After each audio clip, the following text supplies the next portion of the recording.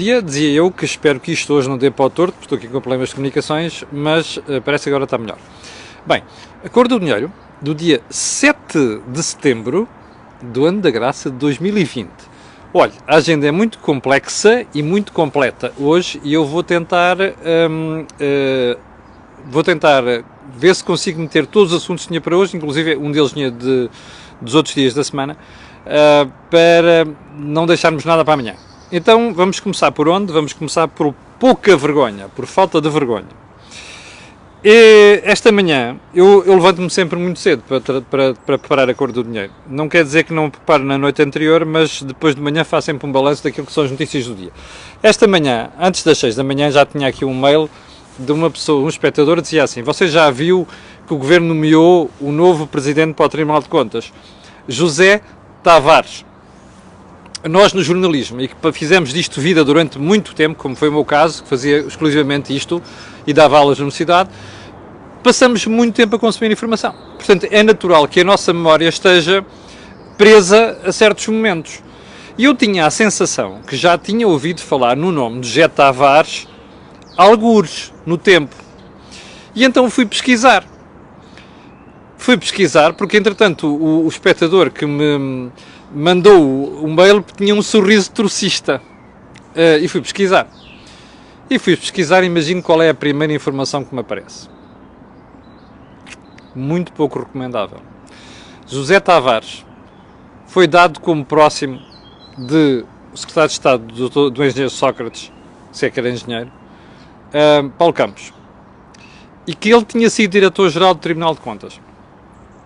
E a Polícia Judiciária suspeita que ele tivesse envolvido naquela tentativa de ultrapassar o chumbo que, entretanto, o próprio Tribunal de Contas tinha, imagine só isto, tinha feito à forma como as PPP rodoviárias tinham sido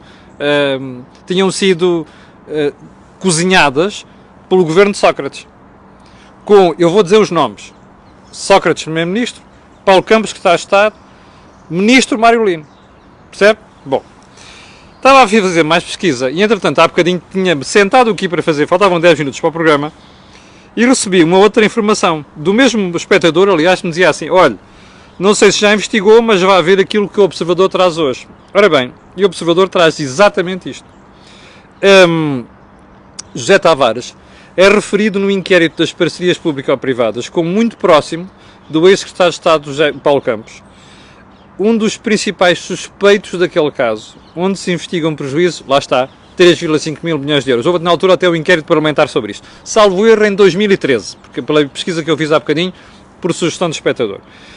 Agora veja isto. José Tavares participou inclusivamente em reuniões secretas com o governo. Ouviu bem? Com o governo de José Sócrates. Para tentar contornar o chumbo, o que eu lhe disse há bocadinho, que os próprios juízes conselheiros do Tribunal de Contas fizeram a quase todos os contratos das subconcessões rodoviárias lançados por Mário Lino e Paulo Campos. Uma dessas reuniões terá mesmo acontecido num sábado na presidência do Conselho de Ministros. Ouviu bem? Poder Judicial a dormir com o Poder Executivo. Tribunal de Contas, eu volto a dizer aqui isso, o Dr. José Tavares não sabe, devia saber porque é juiz, é um tribunal, não é um órgão de consulta, não é um órgão de supervisão, não é um órgão de assessoria do Governo. O Tribunal de Contas é um tribunal, Sr. Juiz Conselheiro. Bem, este senhor terá participado então na presidência do Conselho de Ministros, uma reunião, onde estava Mário Lino, Paulo Campos e o próprio José Tavares. Bem, afinal, a memória serve para alguma coisa. E afinal tenho espectadores muito atentos, muito obrigado, não vou dizer aqui o nome, da pessoa que mandou aqui, porque eu não sei se me autoriza, mandou aqui esta informação, logo às 6 da manhã. Bem,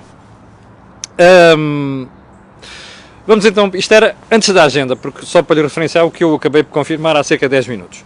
E eu não costumo comentar coisas do próprio dia, sempre para analisar como deve ser, mas esta estava-me aqui por trás da cabeça, in the back of your mind. Antes da ordem do dia, o líder do CDS, o Francisco Luís Santos, esteve muito bem ontem a atirar-se a António Costa. Porque dizia assim: mas espera aí, então, mas porquê é que Estamos a falar aqui de mandatos longos. Qual mandato longo? Mandato longo, porque António Costa, já vamos a isso daqui a bocadinho, foi buscar a história da a procuradora ideal e não sei das quantas, Joana Marques Vidal. Nós também decidimos na altura que não devia haver prorrogações de mandatos, porque o mandato era muito longo, não sei das quantas, mas qual mandato muito longo? 4 anos? Francisco Rodrigues Santos esteve muito bem. E estive muito bem ao dizer que não se percebe porque é que não se nomeia uma pessoa. Aliás, acho que é o público de hoje. Eu também, o mesmo espectador, volto a dizer, mandou-me ontem uma mensagem à noite a dizer assim: vá lá ver, parece que há informações de que, eu não tinha feito a pesquisa, confesso, de que a tradição desde o 25 de Abril é sempre renovar o mandato dos Presidentes do Tribunal de Contas. Portanto, moral da história: António Costa pode vir fazer o figurão que quiser. Para mim só faz um figuraço, de pretor, percebe? De pessoa que não gosta de crítica e de pessoa que não suporta quem se lhe põe à frente. É por isso que correu e não renova, perdão, é por isso que não renova o mandato de Vítor Caldeira. Pá, e venham para aí os jornalistas e os comentadeiros e os jornalecos também defender o que quiserem, ok? A marca deste seu Primeiro-Ministro é controlar tudo que lhe faça frente. E se quiser, amanhã eu depois detalharei isto um bocadinho. E se quem não quiser ver isto, vai ver o artigo que eu escrevi para o Jornal de Negócios de hoje. Passa a publicidade. Bem, segundo ponto. Cavaco lançou ontem o seu livro sobre social-democracia, não sei quantos. Eu não estive lá. Estávamos a fazer o think tank, eu, o Joaquim Aguiar e o Jorge Marrão. Mas Cavaco terá feito várias críticas ao que está a acontecer em termos de governação. Uma delas é que a história da redução do horário de trabalho de 40 para 35 horas na função pública terá sido um dos maiores erros. E eu só tenho pena que Cavaco tenha esperado tanto tempo a dizer isto, porque você se recorda, foi das primeiras críticas que nós fizemos aqui ao governo da Geringonça. E soou claramente a freta à função pública, o governo precisava de comprar a função pública, comprou da pior forma. Eu não li ainda os detalhes do livro, portanto não quero comentar mais do que isto, mas gostava de referir que a crítica é certeira, tenho pena que tenha chegado fora de tempo. Ponto seguinte, e não me venham com a história de antigos presidentes que não criticam governos, criticam sim senhor, o país não está em condições de dispensar vozes críticas, sobretudo com os idiotas que estão no poder. E a gente pouco séria que está no poder. Pois, eu não tenho nome de chamar, eu não tenho medo de usar palavras, ok? É isso mesmo. Ponto seguinte. Dizem os jornais esta manhã que não vai haver aumentos na função pública em 2021. Dizem os jornais, porque os sindicatos vieram para aí queixar-se todos e tal. Até vi hoje uma senhora da UGT, acho que é Helena, qualquer coisa, com um discurso, parecia Madre Teresa de Calcutá. Eu acho que aquela menina precisava de trabalhar, sinceramente. Sindicalista não trabalha. Precisava de trabalhar. Que é para ela perceber o que é uma empresa pagar salários sem ter receita. Percebe? Porque eu acho que ela não percebeu ainda que o Estado não pode pagar se não tem receita. A receita cai 10%. Esta gentalha quer aumentos salariais. Bom, mas eu vou-lhe dizer uma coisa. É mentira o que os sindicatos estão a dizer. É mentira. Percebe? Porque só por efeito das progressões nas carreiras e outras coisas, e atualizações de pensões, o Estado prevê gastar mais em 2021 350 milhões de euros. Mais coisa, menos coisa. Ok? É mentira. Vamos dizer, atualizações salariais, progressões de carreiras não são aumentos salariais? São atualizações em função das carreiras. Portanto, a questão não é se há aumentos ou não. A questão é, sai do bolso do contribuinte. Ora, se a receita fiscal está a cair 10%, não estou a perceber muito bem onde é que se vai buscar o dinheiro, a menos que queira endividar o país ainda mais. Percebe? Foi aquilo que Sócrates fez e que este fulano que lá está a fazer também. E já lá vamos daqui a bocadinho. Ponto seguinte. Mais uma tirada. Eu já nem consigo ouvir aquele idiota da OMS, sinceramente. Já não consigo ouvir. Ele diz uma coisa hoje, outra amanhã, mas com o ar mais sério do mundo. Percebe? Ontem a conversa é: há esperança que pode haver vacina em 2020. Vá lá ouvir o que é que este tipo disse de tudo sobre esta matéria nos últimos meses e ria-se, porque dá vontade de chorar. Ria-se. Ponto seguinte.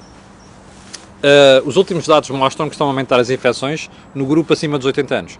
Ora, isto sim deve preocupar-nos. Porque é aquele grupo onde a taxa de mortalidade é superior a 14%. Portanto, cada 100 pessoas infectadas, 14 morrem. Isto devia-nos preocupar. E isto mostra que se calhar alguma coisa está a falhar. E já agora, mostra muito, eu não tenho ainda a certeza, mas suspeito que uma parte destes dados tem a ver com o problema dos lares, onde nós estamos a fazer um trabalho magnífico, como já reparou, não é? Se calhar não é magnífico. Mas eu não devia estar a dizer isto porque é antipatriótico. Pois é isso mesmo. Bom, vamos lá então à agenda propriamente dita. Vamos. Já estamos aqui a perder muito tempo. Vamos lá. Eu ontem fartei-me de rir. Não me convidaram para já há algum tempo, não me convidam para ir ali ao Banco de Portugal para aquelas previsões que o Banco de Portugal apresenta. Mas enfim, ontem estava a ouvir o camarada Centeno e descobri maravilhas na economia portuguesa. Quer ver? Olha, primeiro, a economia vai cair menos do que pensava.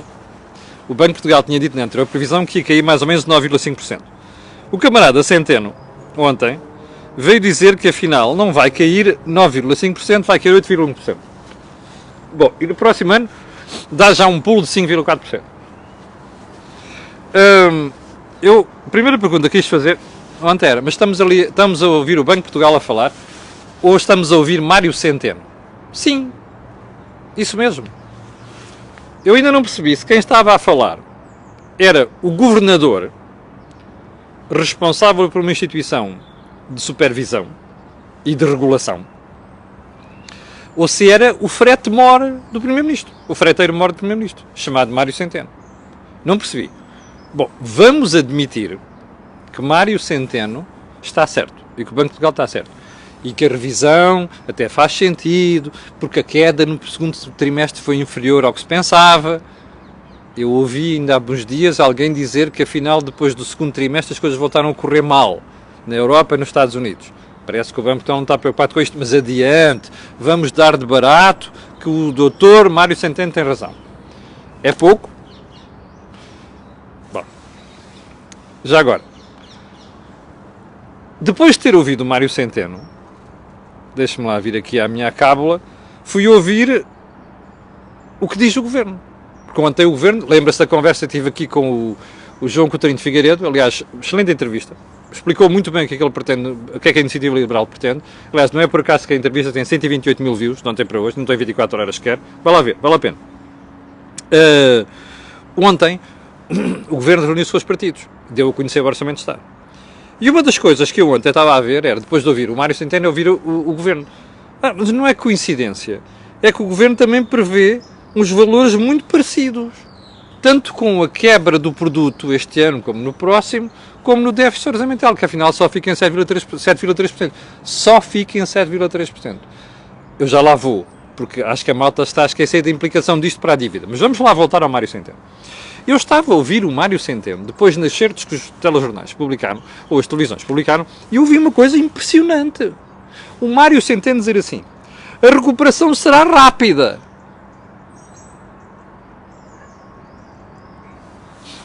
Defina rápida. Foi o próprio Centeno que definiu a seguir. Mas vai levar nos próximos trimestres e tal. É como dizer assim, eu adoro-te. Mas atenção que só te adoro se... a sério, apetecia-me dizer um palavrão. Não posso. Há pessoas que ficam às vezes a dizer esse lado. Eu fico mesmo à espera que você de vez em quando se perca. Não me perco. Não posso dizer palavrões. Mas apetecia-me dizer um palavrão agora. Quer mais? Mário Centeno? Não. Desemprego. A crise não se sentiu tanto no desemprego, mas na subutilização do emprego. Mário. Porra. Desculpe lá. Você não está desempregado, pois não, Mário Centeno? Você não está... Aliás, você nunca vai ficar desempregado. É tão freteiro que nunca vai ficar desempregado. O prémio que teve pelos disparates que fez nas finanças, que nós vamos pagar um dia, é estar no Banco de Portugal. Portanto, eu compreendo que você nunca fique desempregado. Mas quer dizer, chega disto. Isto tem um nome feio que eu não posso dizer aqui. O desemprego... Então é o próprio relatório do Banco de Portugal que diz que se não fosse o layoff, o desemprego era 3 vezes. Quer dizer, acha pouco 7,3% de desemprego? Quanto é que isto custa à economia? Já agora, o Mário Centeno sabe quantas pessoas vão parar ao desemprego, que há empresas que não vão poder aguentar depois de acabar o dinheiro para os layoffs? Sabe? Olha, você sabe qual é o nome para isto, não sabe? Pois, eu não posso dizer aqui.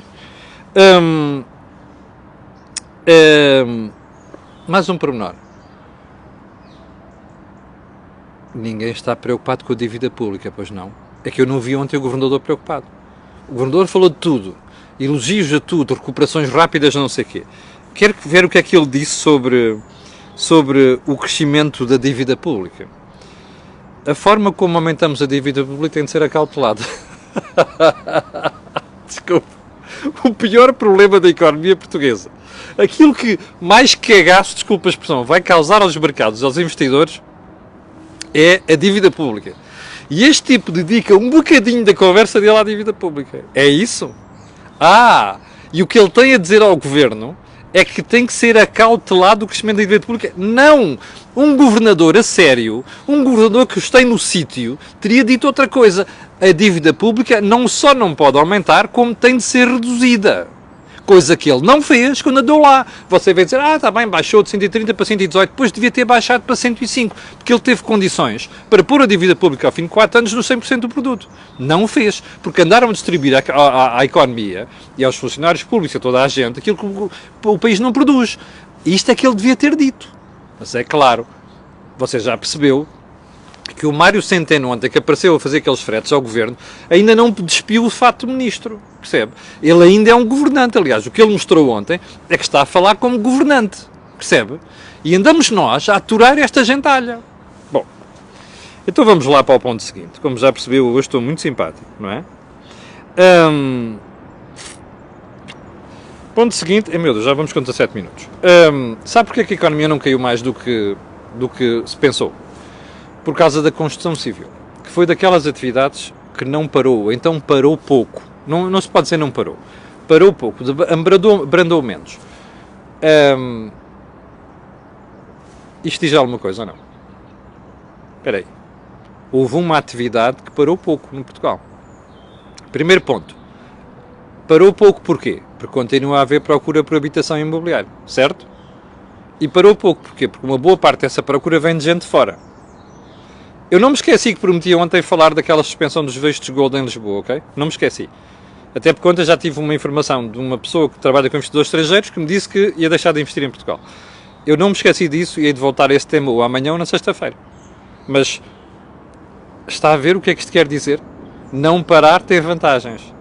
Não sei se você está a perceber o erro que nós cometemos no segundo estado de emergência, não foi no primeiro, no segundo. Parámos a economia demasiado tempo e estamos a pagar por isso. E ainda há malucos, percebe, que dizem que podemos ter de parar outra vez, inclusive médicos. Ainda há malucos que estão desligados da economia que não sabem porra nenhuma do que é que custa ganhar a vida, percebe? E do que é que custa pagar salários e contribuições à segurança social e impostos. Bom, espero que tirem conclusões disto.